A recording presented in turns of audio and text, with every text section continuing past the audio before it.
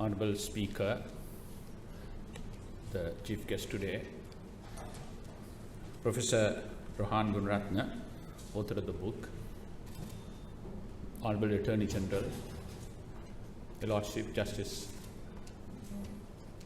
Kodagoda and other distinguished members of the judiciary are present, ladies and gentlemen, and my dear friends. We all know Easter Sunday attack shattered Sri Lanka space, and it kind of, we thought after the defeat of the terrorism, things have come to a normality. But on that particular day, we were all shocked. More than anyone, I think mostly the Sri Lankan Muslim community. For 1,100 years, Muslims have been living very peacefully. Every time there was a discussion we had, we told one thing: Muslims have never got into violence. But that ended on that day. So when we had these books coming out, naturally some of the Muslims were a little concerned whether this is to rekindle and create hate. But knowing my friend, Mr. Dr. Professor Rohan Gunaratna, I've worked very closely with him. He's a humanist. He believes in Sri Lanka. If we are going to create the Sri Lanka where we believe, where everyone can live in peace, harmony and dignity, that Sri Lanka must be devoid of all forms of extremism. Islamic extremism is one form of it. We have to learn from it, eradicate it, prevent it. But that's not all everything is. So it's important for us to have a look at in the past what exactly had happened and how to face this massive challenge we all have in order to create that space for all of us to live in harmony. I know, for example, in 2020, after the COVID, bodies were asked to forcefully cremate, only country in the world, Sri Lanka. Professor Gunaratna is one of the persons with me behind the curtain, work round the clock, trying to convince those decision makers, this is wrong. You are providing a breeding ground for extremists to play hell. So therefore, I thought it's my duty to come and share this. Some of these things are ugly. Some of these things are uncomfortable. But this uncomfortable truth had to be told. You need to face that. Learn lessons from it. That's how we can create that country we all want to live in. We are all Sri Lankans, irrespective of their race, religion, language, ethnicity, or region, can live in peace, harmony, with dignity and respect. Until we create that, some segment of the community will feel, I'm not still part of this country. It's a feeling. You can say, why, what is your problem? But if that is how they feel, as Mangala Samaravira once said, we need to eradicate it. So that is very, very important. Sometimes when we learn lessons, these lessons have to be rational, inclusive, balanced, and all-inclusive. If you talk to a Tamil, recently on the 23rd of July, when I put a Facebook post and a Twitter post about the 40 years of 83 violence, the way different people are reacting to it is different still. Tamils have a different way of reacting to it. Muslims have a different way of reacting to it. Sinhalese have a different way of looking at it. So we need to be inclusive and look at it rationally. So Tamils feel no accountability for 53 program, 58 program, 78 program, 83 program. Not a single person had been, if you talk to them, had been prosecuted. But if you look at what LTT had done to this country. Still some of them are not willing to accept that. That's what the worst thing which this country had experienced ever. All communities suffered. Maybe Muslims, Sinhalese, Tamils. So similarly, in Kathankudi what happened we all know. In 1990, Muslims were given 24 hours to get out of it, and it's actually ethnic cleansing. Some of these war heroes are here. So all of us have suffered from this space. It's important that we quickly learn from it. This extreme ideology, when you fight, these extremists make use of these ideologies to justify that. Not that that ideology, anything wrong in this ideology. If you look at our country, before we go to the world, there had been occasions, 71 and 88, the political ideology. 58, 78, 83. I don't know there was any ideology in that. Tamils were massacred. If you look at LTT, a totally separate ideology. All these extreme ideologies are bad, and we need to guard against them equally. And Islamic ideology of extremism has absolutely nothing to do with Islam. Because there is 1.5 billion Muslims who live in this whole world. There are about 10,000-15,000 people who have got into this ideology. And if you look at that in the Western world, Professor will agree, when the Iraq was invaded without reason, when their country was devastated overnight, when their families were shattered, breeding ground for extremism.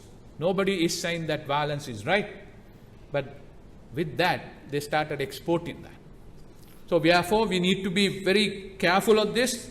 These are people with twisted mind, a set of megalomaniacs. They will find refuge in ideology, and Islam has nothing to do with it. I can say with conviction. 2019 perpetrators of violence is no different. They were a set of barbaric terrorists using the religion for their sinister terrorist activity, which is totally against Islam and what Islam preaches. It is also important for us to just look at it. I'm sure once you read this book and once you look at what Zaharan says, you will be shocked how he has misinterpreted the whole scripture. But I thought it is my duty just to share with you some of the quotes of Quran, which we are all following every day. All your 2 million Muslims in this country, including myself, your friends, your partners, your classmates, all of them.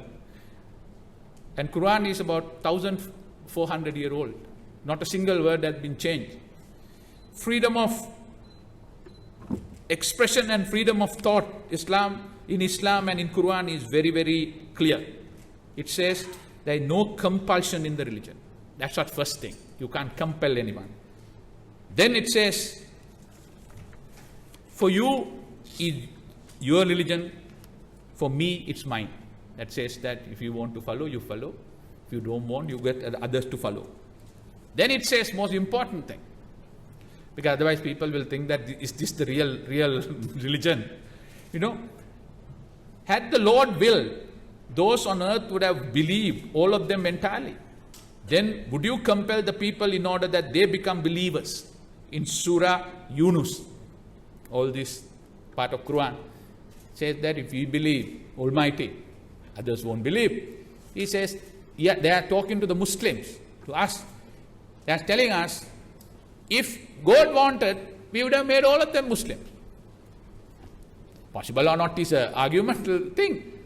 Then he is asking us, if that is what God wanted, who are you to go and force others to convert? Force others to follow. So that's the freedom of conscience and freedom of belief in Islam.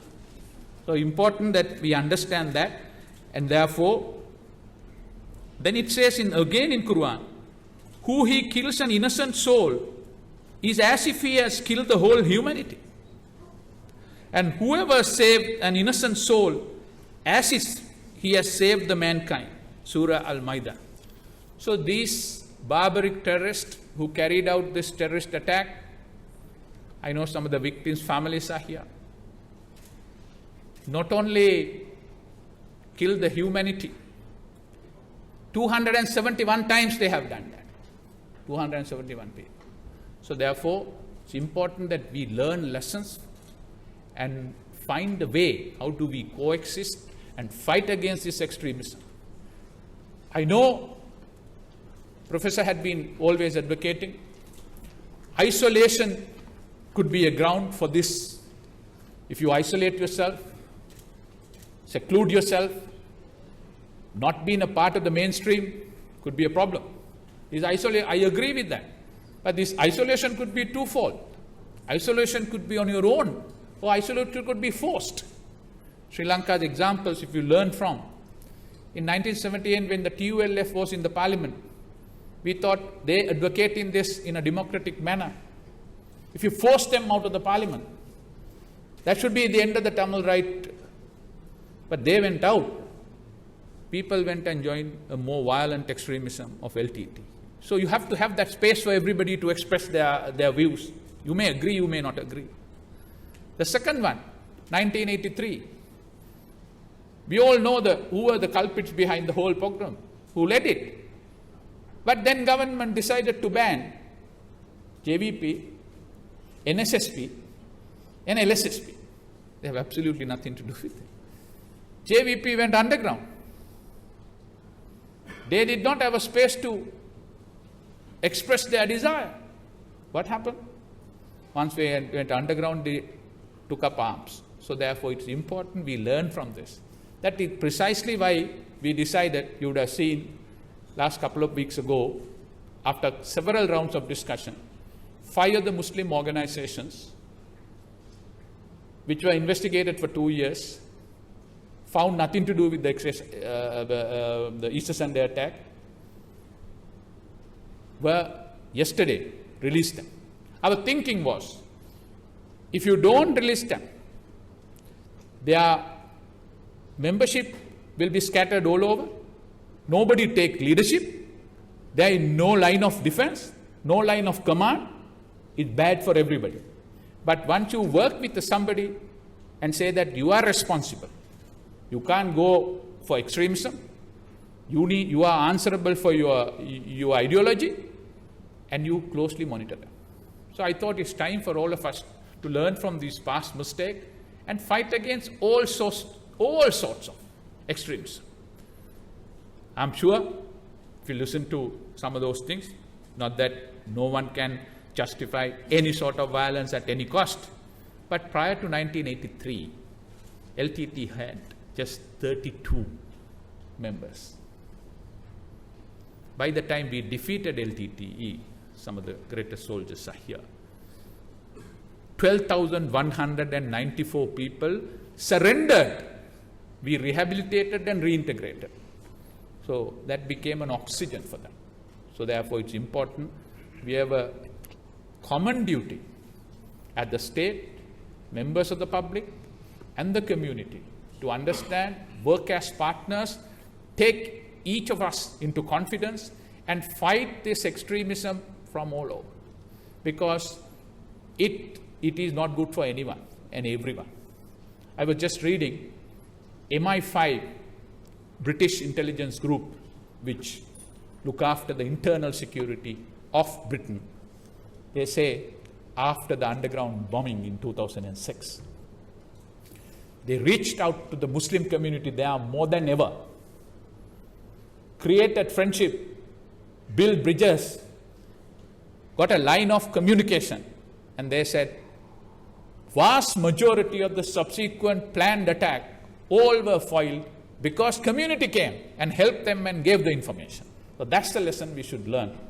And in that, I think we don't need to be going on defensive. If there is a space where it shows that our community had lacked some sort of responsibility in that. We must learn on that. We must learn from that and rectify it. It's important. I was in Singapore with Professor last year. We went to this Harmony Center and the Khadija Mosque. How the Muslims have taken the leadership of de-radicalizing. The moment the Singaporeans identify somebody is radicalized, they quickly get into the Muslim community. This is intelligence. They get into the Muslim community and hand them over to the Khadija Mosque and ask them, please look after them and see that they change their perception. A lot to learn.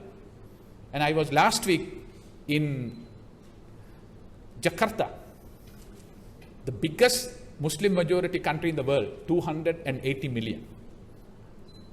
I was so interested of violent extremism and how to re-radicalize them. I had a long chat with them.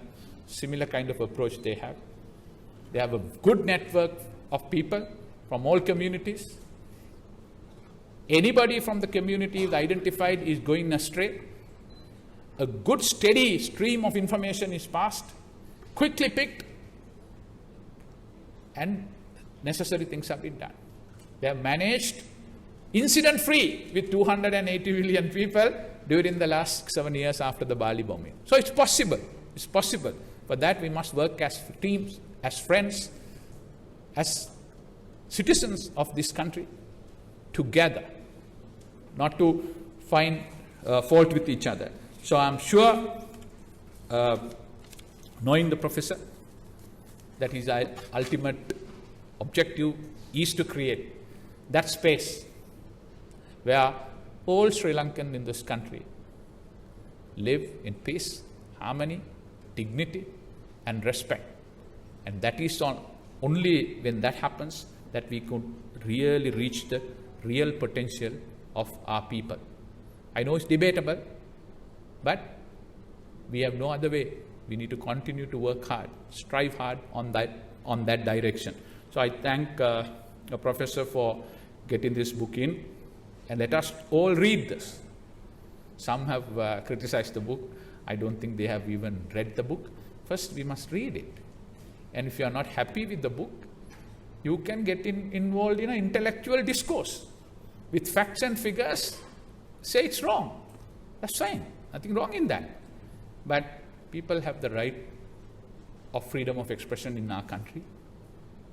As long as we learn the right lessons from that, and we create a space which is conducive for our development, Sri Lanka, I'm very, very certain, having traveled very wide and the kind of respect Sri Lanka has, we have all the potential to be a great country in the world, which we were once.